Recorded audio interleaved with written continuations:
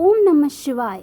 आपका मेरे चैनल सनातन धर्म चैनल में स्वागत है। जैसा कि आप लोग जानते हैं कि सावन का महीना शुरू हो चुका है।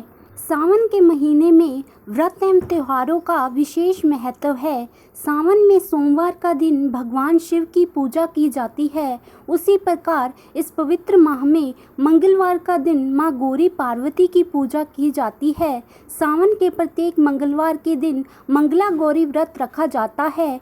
मंगला गौरी व्रत रखने से अखंड सुहाग, संतान प्राप्ति, संतान की रक्षा एवं परिवार में सुख समृद्धि और आशीर्वाद प्राप्त होता है। बता दें कि देवी पार्वती ने भी इसी व्रत का पालन कर भगवान शिव को प्रसन्न किया और उन्हें पति रूप में प्राप्त किया था। यह व्रत सुहागिन महिलाएं अखंड सौभाग्य की प्राप्ति के लिए करती हैं, जबकि अविवाहित कन्याएं अच्छे वर के लिए करती हैं।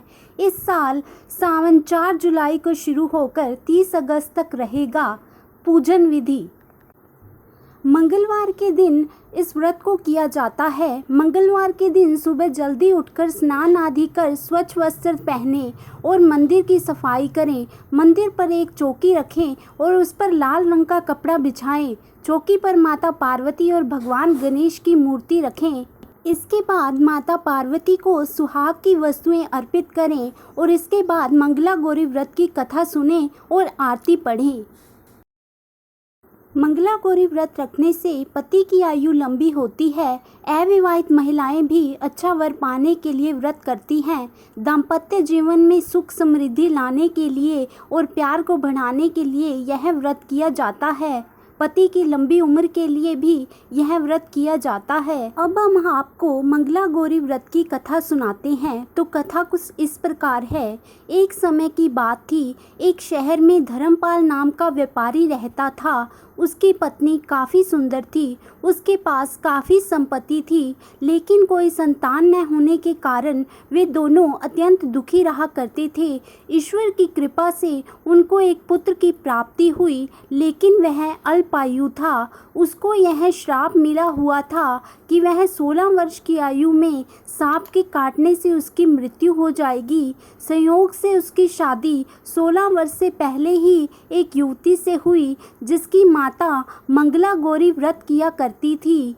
परिणाम स्वरूप उसने अपनी पुत्री के लिए भी एक ऐसे सुखी जीवन का आशीर्वाद प्राप्त किया था, जिसके कारण वह कभी विधवा नहीं हो सकती थी तथा गौरी व्रत का पालन करती है तथा एक लंबे और तथा सुखी जीवन और स्थायी वैवाहिक जीवन की कामना करती है।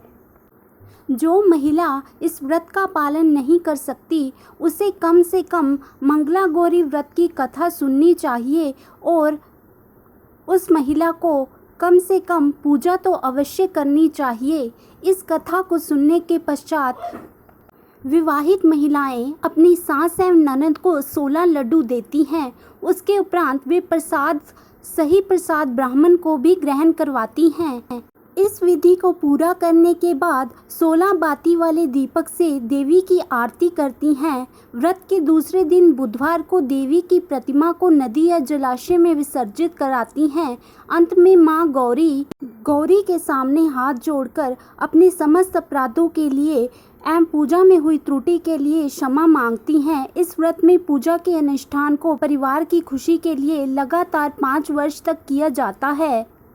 तो भक्तजनों, ये थी माँ मंगला गौरी की कथा और इस कथा का महात्म्य।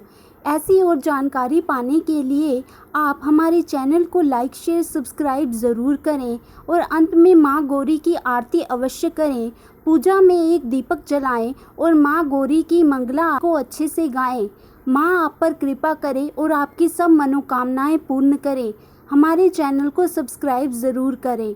ओम नमः शिवाय। यह सावन आपके लिए खुशियाँ लेकर आए, यही आशा करते हैं।